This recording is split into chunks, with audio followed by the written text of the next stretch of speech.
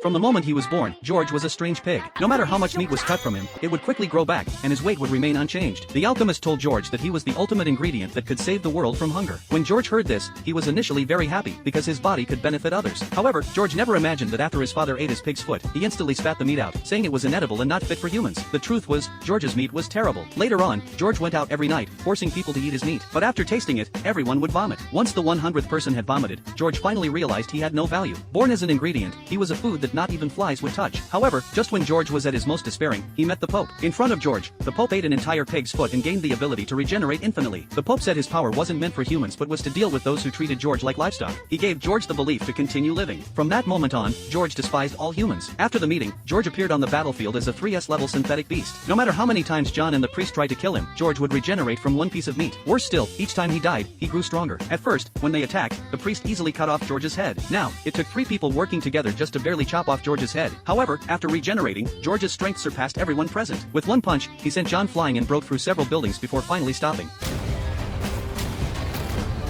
Seeing that they couldn't defeat him, John asked, just before dying, why George hated humans. George then shared his entire life story. His tragic existence stunned the 2 priests, who couldn't find any comforting words. But John, surprisingly, understood George. Before meeting Jack, John had been in charge of the food supply for the Assassin's Guild. He had been struggling to find food every day. He told George that if he had met him earlier, he would have used his abilities well.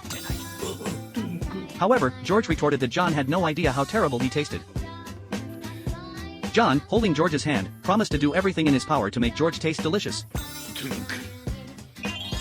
Soon, George was taken to a restaurant to be prepared for cooking. Because of his deep despair, George's world had turned black and white. If John couldn't turn that strange-smelling meat into a delicacy, they would all die. When John tapped on the pork, it made a sound that only metal would produce. John claimed he had found a way to make the meat tender. He gently and slowly caressed the meat. The next moment, the meat became soft. The more someone tried to kill George, the more he evolved and grew stronger. Therefore, the only thing that needed to be done was to make the meat feel harmless. As John spoke gently, the meat even jumped into the flour on its own.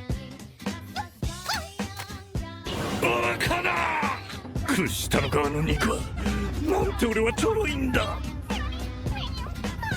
However, this didn't convince George, as his meat was extremely foul-smelling, making it hard to cook. In the past, a chef had ruined an entire restaurant while trying to remove the odor because there were too many impurities. No matter how skilled the chef or powerful the seasoning, the smell couldn't be removed. But when the 2 priests bit into the pork chop, an unprecedented delicious taste filled their mouths. They were completely conquered by the pork chop's flavor and praised it. George, watching this, couldn't believe it. He quickly asked John what he had done. John replied that during the initial preparation, he had used a mild light magic on the meat. This purified the impurities in the meat. This meant that George was actually a fine pig all along, but his previous experiences of despair had led him astray. George asked John to use the purification magic on him so that he could return to being an ordinary pig. His last wish was to leave his most delicious part to John. John respected George's wishes. With a flash of light magic, George transformed back into an ordinary little pig.